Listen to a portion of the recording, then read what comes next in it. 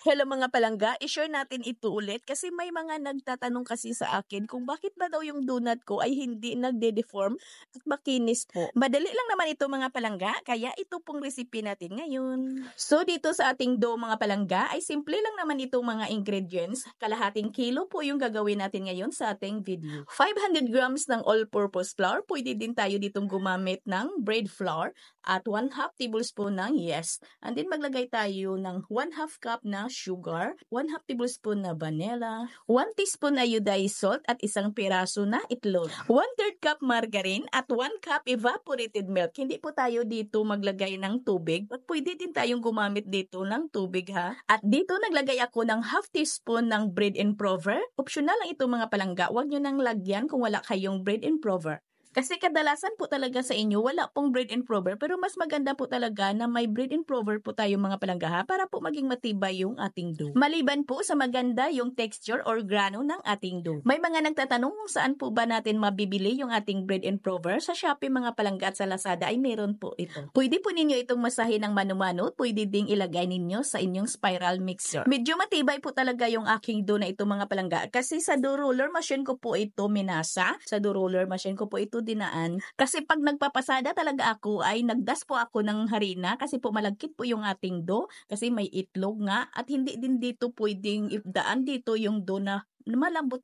talaga. Kailangan po ay katamtaman lang po mga palangga. Na kailangan talaga ay magdas po tayo dito ng harina para hindi dumikit yung dough sa ating bula ng ating roller dough. Kaya ito po yung aking dough ay hindi talaga masyadong malambot. At kailangan talaga pag masahin po natin ito ng mano-mano ay siguraduhin lang po talaga natin na namasa natin ito ng mabuti para po maganda yung alsa ng ating dough. Para kahit nalulutuin po natin ay mananatili talaga yung volume ng alsa niya at nang hindi siya lumiit. Yun bang tinatawag namin dito sa Bisaya na hindi siya magkupos at nang hindi siya matigas pag naluto. At isa din itong technique mga palangga, pag tayo dito ay nagsalansa na, yung ating plansya ay lagyan po natin ng harina at yung ginawa ko mga palangga, yung pinakailalim ng ating dough ay nilagyan ko po ng harina or nilublob ko pa sa harina.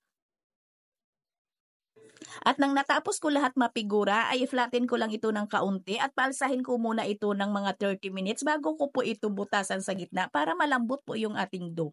Ayan, pagkalipas ng 30 minutos ay malambot na po yung ating dough, ay butasan ko na po ito mga palangga dito sa gitna.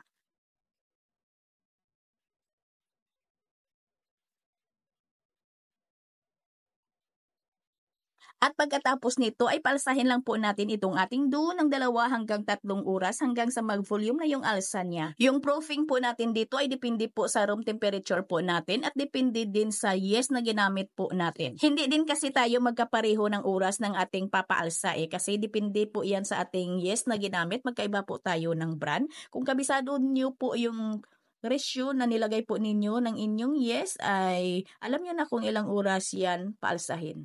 Itong aking yeast, siyempre kabisado ko na yung proofing. Basta nasa mainit lang po na lugar, ay 2.5 hanggang 3 oras po yung proofing ko ng ating dough. Ay pwede na nang lutuin. At ganito lang po tayo magluto mga palangga para po maging lutong-luto yung loob. Ay mahina lang po yung apoy ng ating kalan pag mainit na po yung ating mantika. At hindi din masyadong mahina yung apoy ha. Alalay lang po talaga. At bulubalik-tarin lang po natin yan. Palm oil po yung ginamit ko dito sa pagprito po natin. Itong ating donut ay pwede tayo ditong mag-coat ng chocolate. Lagyan po natin ng iba't ibang toppings. Pwede ding asukal na lang. Kung masyado talagang malambot yung inyong dough ay ito na lang pong gawin nyo. Gaya sa akin, nilagyan ko po yung plancha natin ng harina. Ayan, ang ganda po talaga ng ating donut. Hindi po talaga yan nayuyupi pag ginangat po natin, pag niluto po natin.